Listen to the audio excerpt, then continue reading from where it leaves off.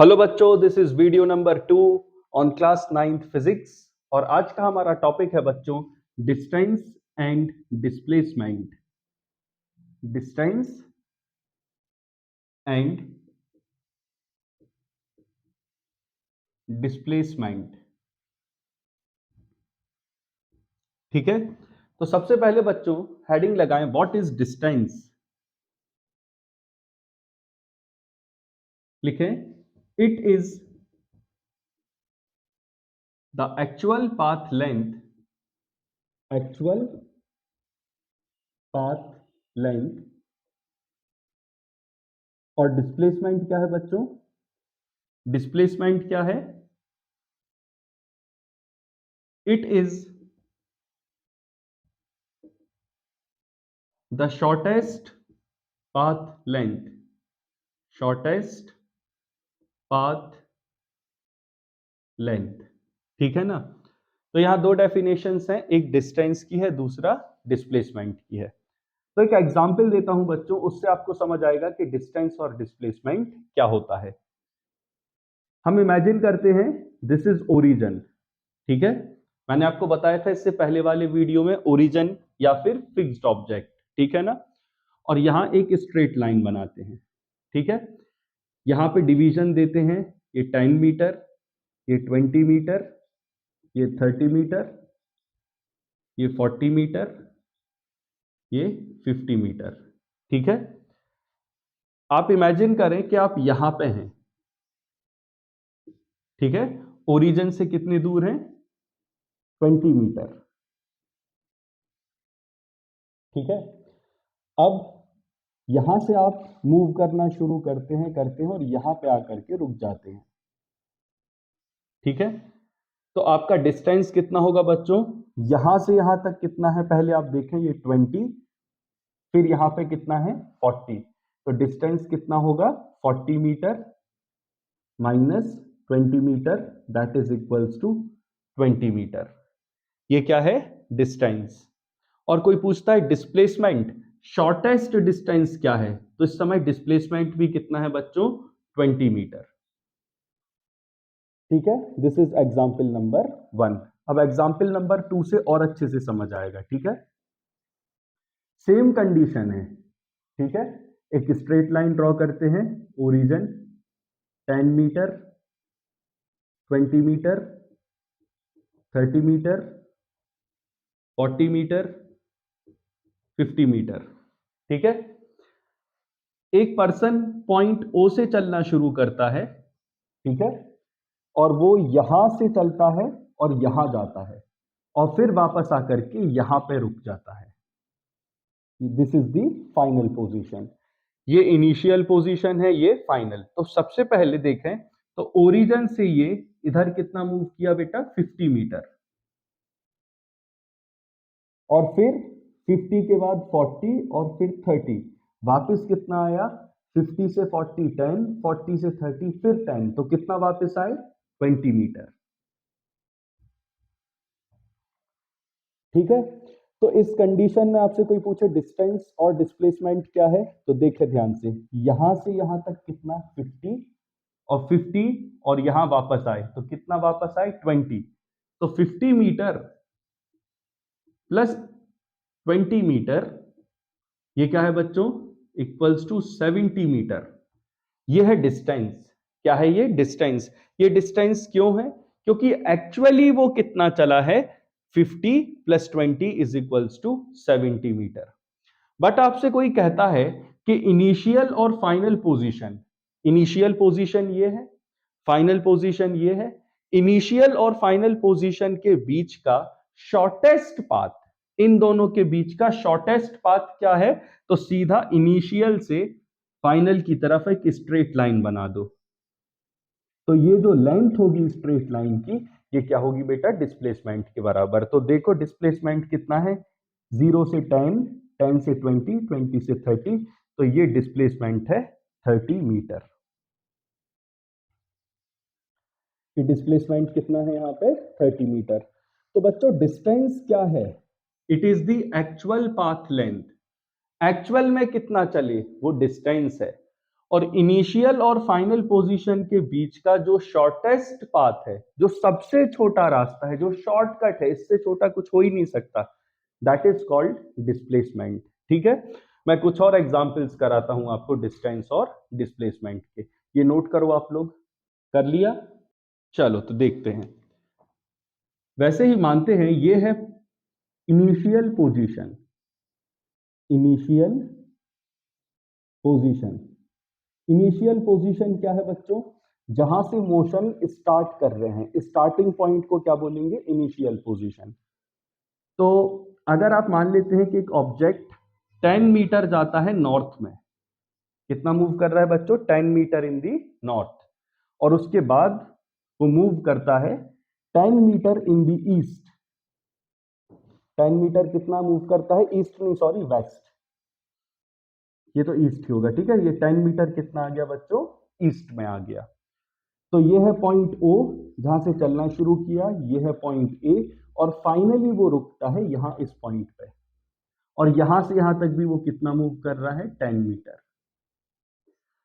तो आपसे अगर कोई कहता है what is the distance and displacement, तो देखें डिस्टेंस कितना होगा? ओ ए प्लस ए बी, तो कितना आएगा? 10 मीटर प्लस 10 मीटर, तो कितना आ जाएगा? 20 मीटर। ये क्या है बच्चों? इसका डिस्टेंस है। एक्चुअल पाथ लेंथ कितना है? 20 मीटर। और डिस्प्लेसमेंट क्या होगा? Point O, that is initial position, और पॉइंट बी, इसको क्या बोलेंगे? Final position. तो इनिशियल और फाइनल पोजीशन के बीच का जो शॉर्टेस्ट डिस्टेंस है वो क्या होगा बच्चों? Straight line. तो ओ और बी को कैसा जोड़ दो? सीधा सीधा। तो ओ से बी तक ये क्या मिला आपको? डिस्प्लेसमेंट। ओ बी क्या है? डिस्प्लेसमेंट। अब कितना होगा डिस्प्लेसमेंट? ये आप पाइथागोरस थ्योरम से निकाल सकते हैं। H square is equals to P square plus B square. तो कितना आएगा? O B square is equals to O A square plus A B square. तो O B square is equals to 10 times R कितना होगा बच्चों? 100 plus 100, तो यहाँ आ जाएगा 200। O B square is equals to 200, तो O B is equals to square root of 200। तो यहां पे आपने देखा, यहां पे डिस्प्लेसमेंट कितना है? ओ बी कितना आया? अंडर रूट ऑफ 200 के बराबर। वैसे कुछ और एग्जांपल्स देख सकते हैं मोशन के, ठीक है बच्चों। एक बहुत इंपॉर्टेंट कॉन्सेप्ट होता है डिस्टेंस और डिस्प्लेसमेंट में, जिसे हम कहते हैं सर्कुलर कॉन्सेप्ट। क्या है देखें। अगर आप इमेजिन करें कि एक सर्कुलर पाथ है, ठीक है, और इस सर्कल की रेडियस है स्मॉल ए। इस सर्कल की रेडियस क्या है? स्मॉल ए, ठीक है। अगर हम मानते हैं कि एक ऑब्जेक्ट इस पॉइंट से चलना शुरू करता है, दिस इज इनिशियल पोजीशन, ठीक है, और ये यहां से चलना शुरू करता है और गोल घूम के वापस इसी पॉइंट पर रुक जाता है, तो यही क्या हो जाएगी? Final position. देखो ना, सर्कल है, रेडियस कितनी है? ए। यहां से ये चलना शुरू करेगा और इसी पॉइंट पे आके रुकता है। This is initial position and this is the final position, ठीक है। तो इस कंडीशन में डिस्टेंस कितना होगा बच्चों इसका? What is the distance? तो डिस्टेंस होगा 2 पाई ए के बराबर। डिस्टेंस कितना होगा? 2 पाई ए, सरकमफ्रेंस के बराबर। और डिस्प्लेसमेंट कितना होगा? 0 होगा। डिस्प्लेसमेंट कितना हो जाएगा? 0। डिस्प्लेसमेंट 0 क्यों है? क्योंकि इनिशियल पोजीशन और फाइनल पोजीशन क्या हो गई? बराबर। तो डिस्प्लेसमेंट क्या हो जाएगा? 0। वैसे ही सेकंड केस, ये था फर्स्ट केस, जब ऑब्जेक्ट ने पूरा का पूरा एक राउंड लगाया और वापस आ गए, तो डिस्टेंस 2 पाई ए और डिस्प्लेसमेंट 0। वैसे ही अगर हम मानते हैं ये इनिशियल पोजीशन है और this is the final position, object यहां से मूव करना शुरू किया और यहां आकर के रुक गया, तो इस कंडीशन में डिस्टेंस और डिस्प्लेसमेंट क्या होगी बच्चों? तुरंत पहचान जाओगे आप। देखो डिस्टेंस क्या होगी? यहां से लेकर के यहां तक जो चला, ये डिस्टेंस होगी, ठीक है, अब ये डिस्टेंस कैसे निकालोगे आप, जल्दी से बताओ। इसको निकालने का तरीका है, देखो बच्चों, अगर पूरा चलते हैं तो कितना डिस्टेंस होता है, 2 पाई ए। अगर हाफ चलते यहां से लेकर के यहां तक, तो डिस्टेंस कितना होता, सरकमफ्रेंस का आधा, मतलब 2 pi A divided by 2, that is equals to pi A. और अगर इसका भी आधा चले तो डिस्टेंस कितना होगा, पाई ए डिवाइडेड बाय 2, मतलब यहां से यहां तक का डिस्टेंस कितना है, पाई ए अपॉन 2। और डिस्प्लेसमेंट कितना होगा, इनिशियल और फाइनल पोजीशन को सीधी लाइन से जोड़ दो, दैट इज कॉल्ड डिस्प्लेसमेंट। तो ये डिस्प्लेसमेंट कितना होगा बच्चों, H square is equals to P square plus B square. तो कितना आ जाएगा, H square is equals to A square plus A square, h square is equals to 2a square, h is equals to under root 2a. This is the displacement that is equals to under root 2a.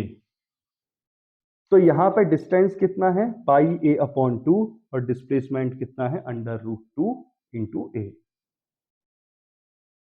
ठीक है, तो अगर object यहां से यहां तक move करता है तो इस केस में डिस्टेंस कितना हो जाएगा, पाई a अपॉन 2। डिस्टेंस कितना होगा, pi A divided by 2, where A is the radius. और डिस्प्लेसमेंट कितना होगा, डिस्प्लेसमेंट ये हो जाएगा रूट 2 टाइम्स ऑफ ए। अब देखते हैं, ऑब्जेक्ट यहां से चलना शुरू करता है और यहां आके रुकता है, तो इनिशियल पोजीशन यहां है, फाइनल पोजीशन यहां है, तो डिस्टेंस कितना होगा, सरकमफ्रेंस का जस्ट हाफ हो जाएगा, 2 पाई ए डिवाइडेड बाय 2, 2 से 2 कैंसिल, पाई ए।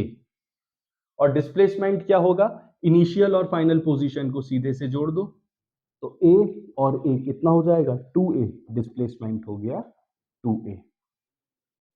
अब यहां से देखते इनिशियल पोजीशन ये और फाइनल यहां पे आके रुक गए, दिस इज द पॉइंट।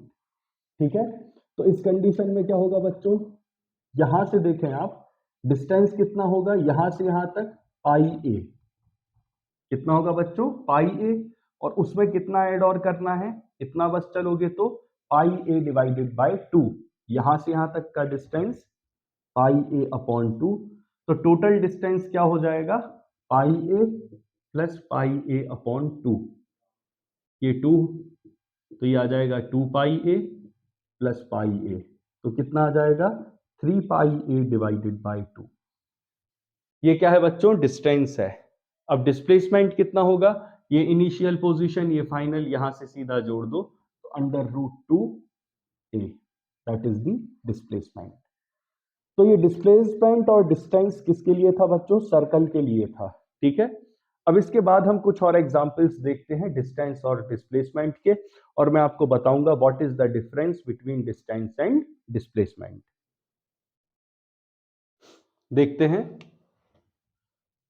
ये है ओरिजिन, ठीक है, और यहां पे आपको पता है इस तरफ जो एक्सिस होती है, एक्स, इसको हम बोलते हैं पॉजिटिव, और ये वाली क्या होती है बच्चों, इस तरफ की नेगेटिव।